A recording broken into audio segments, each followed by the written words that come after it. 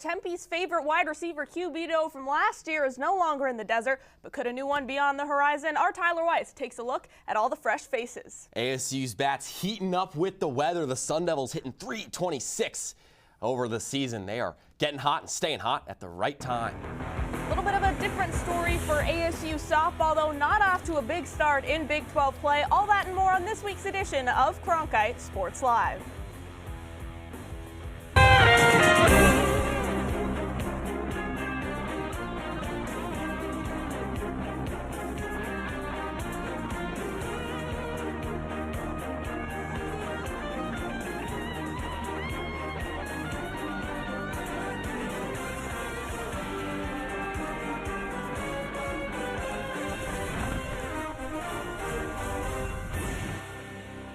Hello everyone, welcome back inside Studio 6 for another glorious Friday of Cronkite Sports Live. Gabby Chernoff, Luke Lendler, so happy to be joining you today.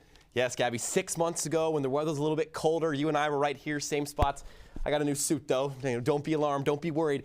But as the weather warms up, just like Lizzie McAlpine said, we're springing into summer here in Arizona. Spring into summer and the winter's gone. Was that good? That was pretty good. Was that good? I don't know if we've ever had a live musical performance on Cronkite Sports Live, but I digress. You're here to learn about sports. We're here to talk about sports. So let's get started with the men's basketball off-season. New hiring in Randy Bennett, and the first piece of news, breaking news this morning, Marcus Vaughns. He's a four-star Australian player who's transferring to ASU from LSU. He didn't play at LSU, but still a highly touted prospect that should provide some good reassurance for the Sun Devils, who are losing a few key guys, as I'll get into a little bit later. Pig Johnson on the team last year. He was granted an extra year of eligibility because he played in junior college. His team sought legal counsel to assist in getting that waiver approved, and as he is approved for another year, he's entering the transfer portal. So that's one departure. Another departure, it's Noah Mausen. He's a 6'5" guard out of Belgium.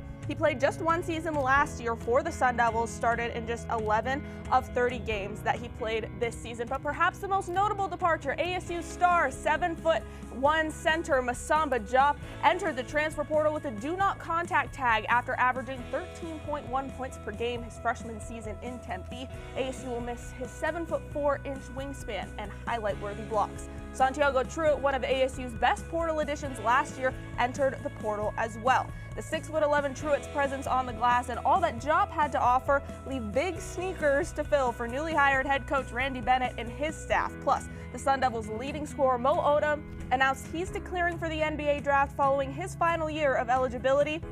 He's fourth all-time in single-season assists, finishing last season at 187, so that's one more playmaker to replace. But how about someone else who is staying? Junior guard Bryce Ford. He's a Scottsdale native who missed 6 games last season with injury and averaged 6.9 points per game.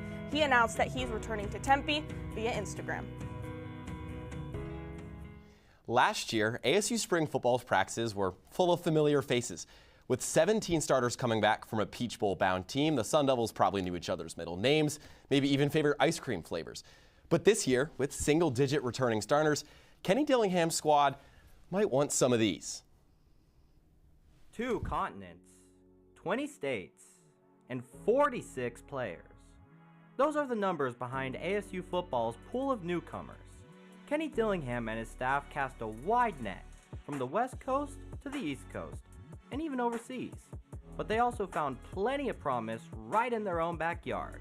Along with 2 recruits, the program added 2 Valley natives through the transfer portal, receiver Raiden Vines Bright and signal caller Mikey Keene. Coming back is obviously a full circle moment.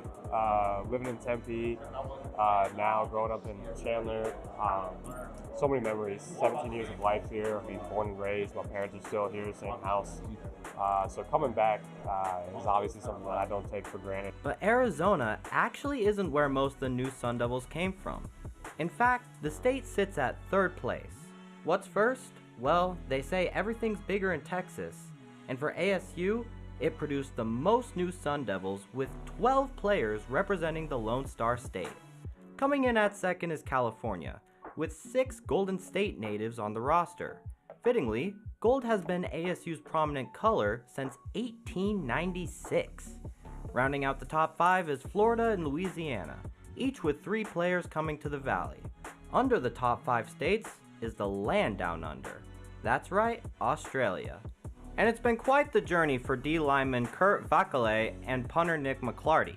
In fact, the first ball McClarty kicked wasn't even a standard American football. I've been kicking a ball since I was 3, so I actually came to America and kicked an Aussie rules ball around in Central Park in New York, and I've just done it my whole life. From the Texas pipeline to across the Pacific Ocean, Dillingham and his staff searched everywhere for the right pieces, even when some of them were waiting just down the street.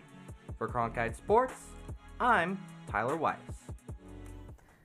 Let's hit the diamond now for America's favorite pastime. Arizona State baseball taking a trip to crosstown rival GCU. Jaden Albadil's bang.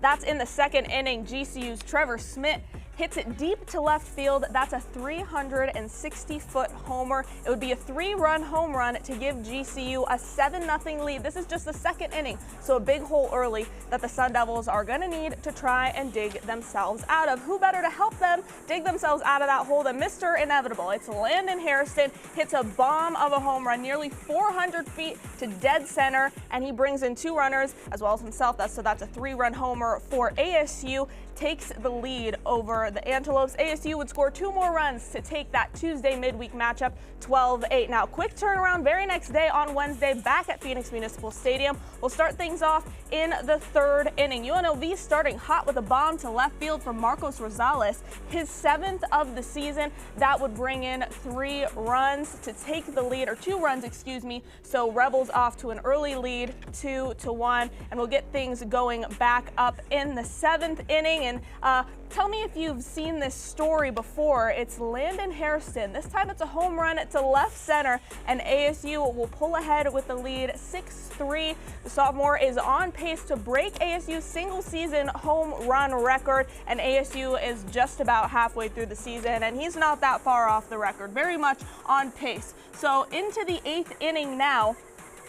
It'll be a crazy sequence for the Sun Devils. Beckett Zvorek, he's going to get this ball, and then he's going to cut down the runner. That runner's now in a pickle. Dominic Longo chasing him down, tags Jack Salmon to get the first out, and then more mayhem on the base pass. Where's Longo going?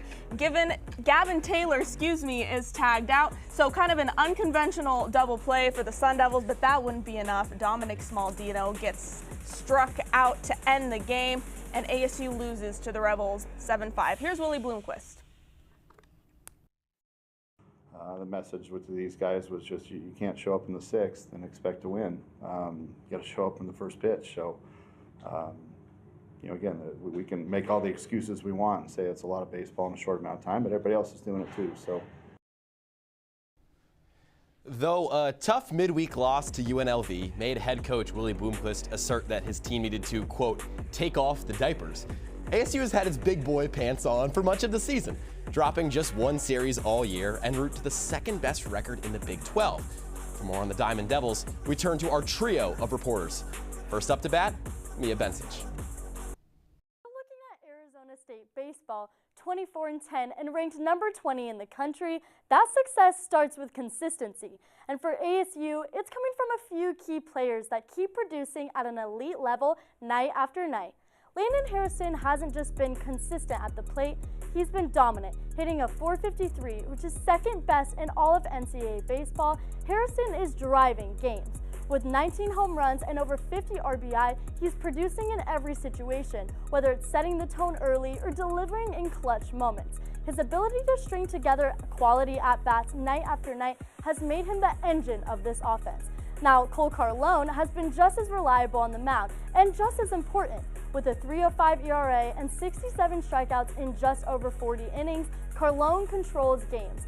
He attacks the zones, limits damage, and consistently puts ASU in position to win. ASU's ace consistently sets the tone for series, and he's been the kind of arm this team can count on every time out.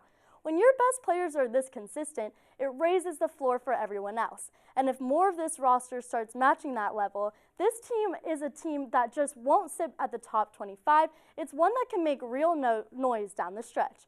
Now, consistency has definitely been the key for those big wins for ASU, but it all hasn't been so perfect. Jacob, what are you seeing where ASU needs to clean up? Yeah, I mean, there's been inconsistencies on both sides of the diamond. On the offensive side, Willie Bloomquist has really stressed hitting with runners in scoring position. In particular, they've struggled. They went 1 for 10 in a game against Arizona, but then they've shown that they can fix it. They got 500 the next day, went 10 for 20, and then the next day after that went back to going 2 for 11. They were 11 for 68 in the games that they have lost. And so if they can clean that up, it's kind of been more of a roller coaster of situational hitting. And on the defensive side, it's the bullpen. The bullpen has kind of struggled in and out with different moving pieces. Alex Overbay started the season as the first reliever, and then he became a starter. And then Taylor Penn kind of filled his role, and then Taylor Penn now is a starter for the Sun Devils. So there's kind of been that hole, and you saw that against Arizona, up 4-0 after Cole Carlone, as Mia said, went in, did his job. 4-0 in the 7th inning. They gave up a 7 spot, lose 7-4, and you got guys like Colby Guy, Finn Edwards, Jaden Alba, among others, who are really trying to fill this role. And they're really going to want to improve this, especially, Brendan, as they enter the heart of conference play. 100%. And when you take that laundry list of inconsistencies, you can add one major problem to the list, and that's the Big 12 is going to be very good down the stretch. ASU has a Big 12 record of 7-5, which it has tied 4th in the conference with TCU and Baylor.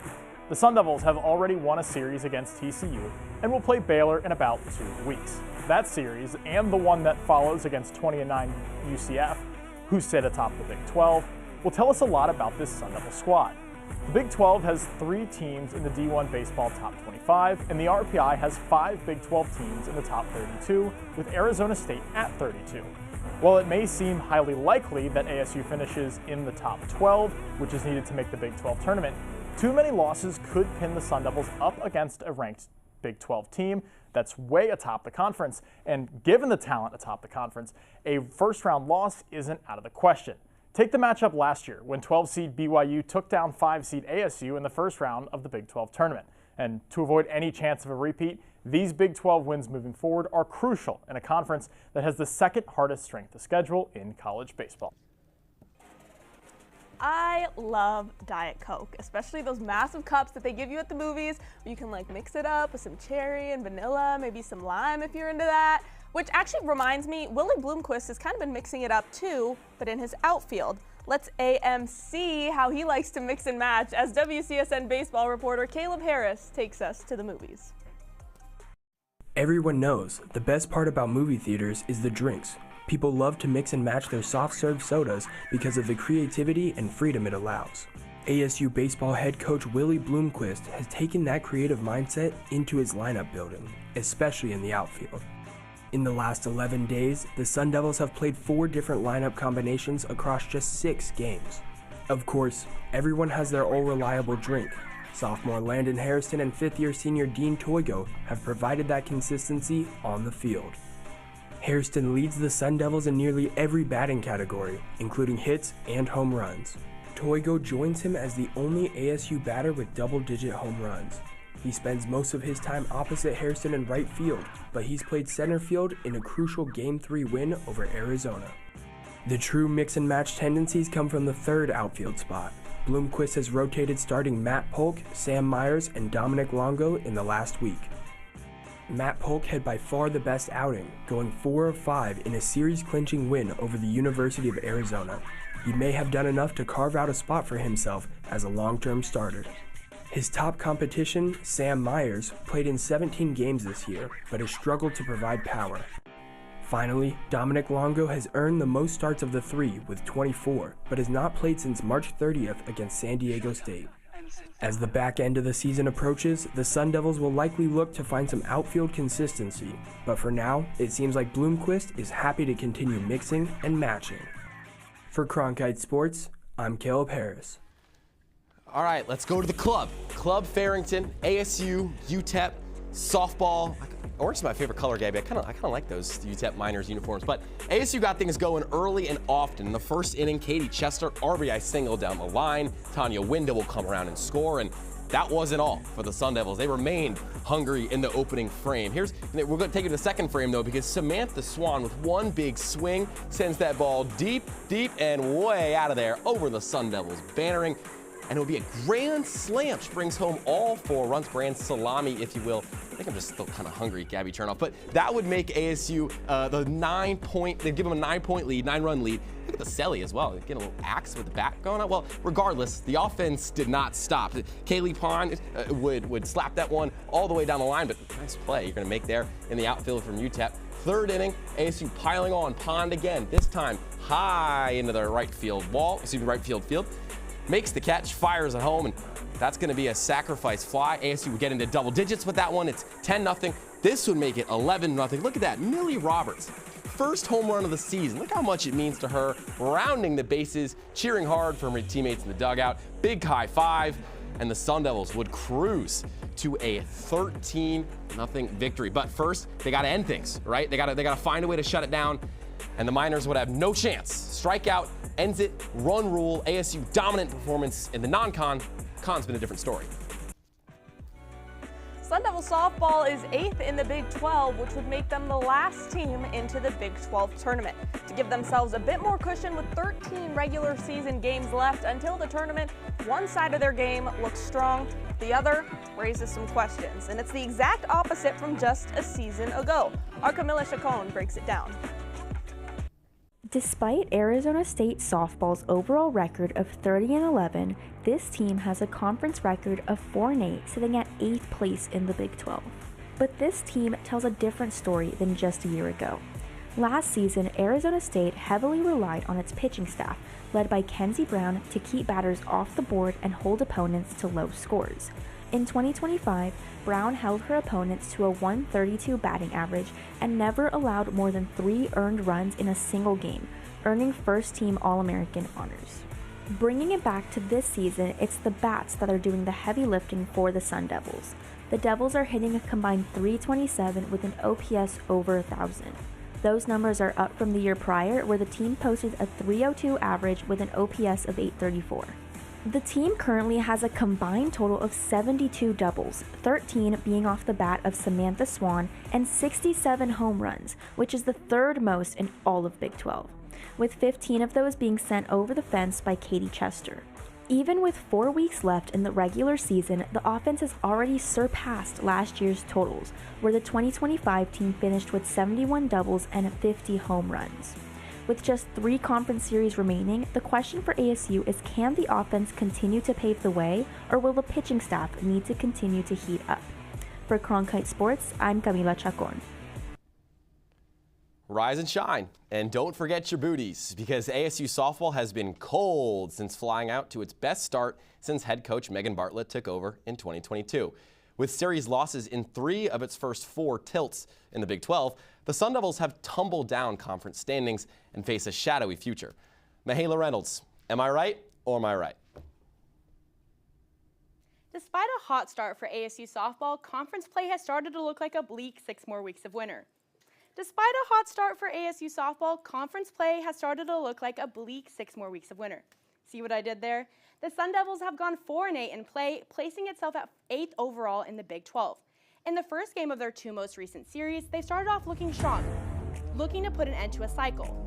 But in their first game against Arizona, ASU would run rule them 16-5, igniting some hope that ASU would walk away with the series. And same with the first game against Kansas. ASU would put up 8 clean runs with no errors to win the opener 8-5. But all that hope would slowly deplete, as both of those series would end up taking a turn, allowing big innings for their opponents and multiple errors in games 2 and 3, resulting in losses for ASU. It can only be described as deja vu when watching this team, as it struggled time and again in conference play to finish games. In the final game against Arizona, ASU managed to gain momentum by the 6th to tie the game 8-8, but Arizona would win in the 7th with a walk-off RBI single. In Game 3 against Kansas, the Sun Devils would look to fight back in the 5th inning, getting 2 runs to put them at 5-4. But were unable to score beyond that, leaving runners on bases and ultimately letting Kansas take the series. And as we've seen with this team, it's not a matter of talent, but its inability to overcome the small things. But if the Sun Devils want to win this series this weekend against UCF and other Big 12 opponents, they've got to be like Phil Connors in Groundhog Day and find what's holding them back. Guys. The NCAA Women's Water Polo Tournament consists of just 9 teams. The Sun Devils are currently number 5 in the nation, but the 4 teams ahead of them all play in their same conference, the Mountain Pacific Sports Federation. And they've gone 2-4 in conference this season. But those are the teams that ASU will have to get through in their conference tournament to make their case for NCAAs. And our Nick Mormon breaks down their postseason path. The MPSF Conference Tournament contains 7 teams, including the top 5 teams in the nation, with USC, Stanford, UCLA, Cal, and ASU. ASU finds themselves as a 5 seed facing a familiar foe in number 4 ranked Cal. The Sun Devils lost to Cal in a back-and-forth nail-biter back in March, and the Golden Bears are practically adjacent to the Sun Devils, with the 11-10 loss being ASU's closest margin in 2026. Now, if ASU is able to pull off the upset, they'd move on to the semifinals on Saturday to face USC, who they lost to in a 21-17 shootout. The Trojans' blazing offense has propelled them to the number 1 rank in the country, and ASU is just 2-36 all-time versus the Trojans, with their last win coming in an 8-5 upset back in 2008. Since that game, USC has won the past 16 matchups. Now, a loss here would end their weekend, but if the Cinderella run continues, they'd play on Sunday for the conference title, most likely playing either number 3 UCLA or number 2 Stanford. UCLA's defense has been a steel curtain, headlined by junior goalie Lauren Steele. They remain the only team to hold ASU under 10 points in both of their matchups. Meanwhile, Stanford has been nothing short of dominant, and outside of a lone last-second loss to USC, are in prime position to defend their 2025 title. Now, if ASU were to lose to Cal, then they'd play on Sunday for 5th place, and their season would be over. At the start of the season, head coach Petra Party said that an NCAA tournament appearance was the main goal for the Sun Devils. If they want to achieve this, they will need to make some noise this weekend. If you beat Cal, then you've got a case at one of the 3 at-large bids. If you beat USC, you've got a very strong claim at them. If you win the whole tournament, then you've automatically qualified and are going into the dance as the number 1 team. Guys? Bor Artnak, the former number 1 singles player for ASU men's tennis, left the program this week for undisclosed reasons and will turn pro. This season, the Slovenian native posted a 2-0 singles record while going 3-0 as part of a double pairing with Ofek Shimanov. Artnak just wrapped up a run to the round of 16 at the Challenger Mexico City and is expected to keep competing in Europe moving forward. Roddy and Harrison Fuller join us now at the desk to talk some ASU women's tennis, which is 18-4 on the season. Xavier, sounds like a lot of those 18 wins have been because of a very recent hot streak for the Sun Devils. Yeah, they've been on fire recently. They've been winners of 8 in a row, and they won their 4 of their last 5 wins in that win streak, came all at home. Additionally, they've just been really good on the home stretch, as I said, and during the whole winning streak, they've only lost 6 points total. Coach Mia Jackson is now tied for 4th in program history for single-season wins. And of course, much of this Sun Devils' success has come from their versatility. They have, had so many different Sun Devils be able to clinch victory. Like in their last 4 home matches, a different Sun Devil clinched victory in each one. And of course, how can I talk about this team without bringing up that 1-2 punch, Emilia Verginate and Vivian Avrutsky. Those 2 have just been automatic all year. Verginate is 8-1 in her last 9 singles matches and 14-3 on the season. And Avrutsky is 17-0. She's undefeated on the season. And she also clinched on her senior day. She's the only senior on the team, and she clinched against Colorado this past Sunday. So overall, the team is great, and I think they can really do a great job in the rest of the season. Okay, so it sounds like there's a lot of positives, and because of that, ASU is 2nd in the Big 12, but that might not be as pretty as kind of meets the eye, surface level. So Harrison, what does that 2nd place 18-4 record actually entail for ASU? Yeah, the Big 12 is a fairly weak conference in the grand scheme of women's college tennis, so the Sun Devils' 18-4 record might not seem as pretty as it truly is. They've kind of benefited from a weaker schedule. Like, they've only played 1 ITA Top 25 opponent in UCF, which by no coincidence was its last loss. And the Big 12 only has 3 teams inside the ITA's latest Top 25 poll, which is the fewest out of any power conference. The Sun Devils have absolutely taken advantage of their weaker schedule, and with ASU's Thursday win over BYU, it has firmly locked up a top 4 seed in the Big 12 tournament, and if they beat Utah in their next match, they lock up a top 2 seed and a first-round bye in the Big 12 tournament.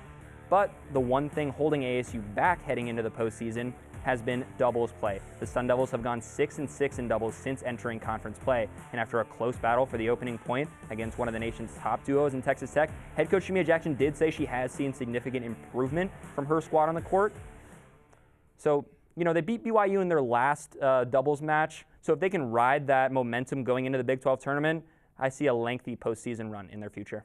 Okay, so all of that being said, do you think ASU women's tennis is going to be able to take all of that, the good with singles and maybe the not so good with the doubles play, and actually turn it into an NCAA postseason berth? I think yes. They've had some easy matches in the Big 12, but I think you can kind of take something from that. They kind of learned something, and they learned how to win those close games. They learned how to win those competitive matches. So I think, as Harrison said, they've kind of struggled in doubles, but if they rely on that singles play being as dominant as it has been this season, I think they can totally make it. Yeah, I agree. I think another strong point for them has been their veteran leadership. Junior Amelia Verjanate and senior Viviana Verutsky compete at the 1 and 2 slots for them, respectively. Both have NCAA tournament experience, and I think will lead ASU, hopefully, to the promised land, a national championship for the first time since 1974. All right, well, Harrison, Xavier, thank you so much for taking the time today. We'll see what the future has in store for ASU women's tennis. As professional golfer Mac O'Grady once said, "This is where God hangs out." Of course, he meant that about Augusta National, but Papago Gold isn't that far off, right? And with all the eyes on the Masters this weekend, we brought our Easton Stockford and Taylor Gautney in from Papago Gold to tell us about the world of ASU golf. Fellas, what's going on over there on the green? Yeah, Luke, we're here live at the Thunderbird complex here at Papago Golf Course for the Thunderbird Collegiate, where ASU has kind of really struggled to get going here in the second round especially. Of course, last year won the tournament with a 39 under a record for the tournament and beat two really good teams in Colorado and Utah by 12 strokes. But Easton, the home course advantage has got to play in ASU's favor. Yeah, 100%. You would think it's their tournament to win, but they're behind right now. They're at 17 under. New Mexico is at 20 under, so they got to chase down the Lobos, try and make up some ground. But on the individual side, they're doing really strong. Connor Williams, Boston Bracken, a name we really haven't said that much in the top spot rather, not even the top 5. Connor Williams is in the top 5. Bracken in that top spot. He's the man to beat right now. They're looking really solid, and this is absolutely their tournament win, but they got to chase down New Mexico if they want to have a chance to do it. And then me and you know it, especially with the Masters going on. Sun Devils sent 2, 1 former, 1 current, and John Rahm, the 2023 champion, shot a 6 over yesterday on the first round, so kind of picking it up today. And then FIFA Lepodki, of course, we saw him with the 8 over yesterday. Of course, we saw him again improve a little bit today, just like Rahm, but last year's champion not playing today, so a lot of young guys stepping up. And a big bounce back days for both those guys. John Rahm played really solid today, 2 under par, has him at 4 over, which puts him right at that cut line to whether he's in and out for the weekend. So he's going to do his best, and he's just really going to have to wait to see whether he's in or out. And on the other side for Lepodki, he was 3 over today, so much better performance for him. He had 3 birdies in his last 6 holes. So going out on a high note at Augusta National, and an awesome experience for him. But looking at with Lepodki out, who's had to step up, you would have expected someone like the spring transfer Raul Gomez Montalva to step up, and he did for a little bit. He was up towards the top of the standings, but kind of moved his way down here in the second round as the day moved on. Winds picking up a little bit as well, making the conditions tougher, but it's really been Boston Bracken, someone we haven't expected to step up in the way he has. He's leading it at 8 under par. Connor Williams, like we said, up there as well, but a great opportunity for someone to step up and take the crown with Lepodki out for the weekend in Augusta National. First round ended this morning with ASU leading. Second round going on right behind us have fallen to New Mexico. A lot of great teams, a lot of great golf still to be played here at Papago. Yeah, so the Sun Devils trying to chase down the Lobos over there at Papago. Couple of alumnus over there at Augusta National. Now, a couple guys and myself, we wouldn't have a prayer of making the cut at Augusta National. But thank you so much, guys, for coming in, talking Sun Devil golf with us. And hopefully, the weather holds up for you guys out there at Papago Gold. All right, time for some top plays. We'll start on the court.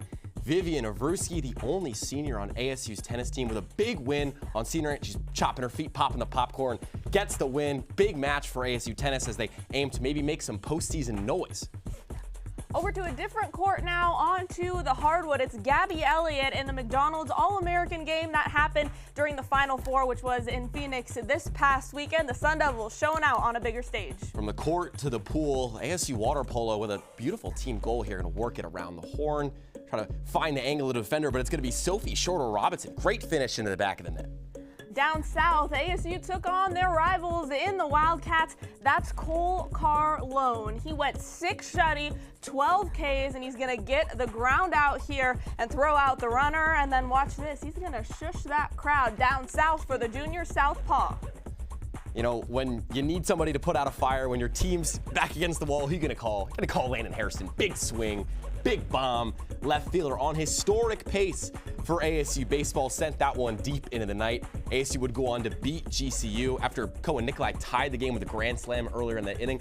It was Muni Mania for ASU against GCU, and they're back at home tonight against Utah. Pretty important weekend for this team as it aims to return to the NCAA postseason for the second year in a row and for only the second time under head coach Willie Bloomquist. But a lot to play for. ASU Sports up and down the board this spring. Well, I know you'll be out at Muni tonight, and you're definitely looking forward to it. Big time. I gotta ask, your favorite color is orange? Something wrong with that. You know, tiger was my favorite animal when I was a little kid. I gotta be a little bit different. You gotta find some specifics somewhere, and I think it stands out beautifully in the rainbow, Gabby. To each their own, all right, I guess. Before we wrap things up here, quick shout out to my grandpa up in Canada. It's his 81st birthday today. So happy birthday, Gramps. Love you lots. That's all we have in Studio 6 this week on this week's edition of Cronkite Sports Live. For everybody in our control room, for lovely executive producer Ratisha Thacker, for Luke Lendler, I'm Gabby Chernoff. We'll see you next week.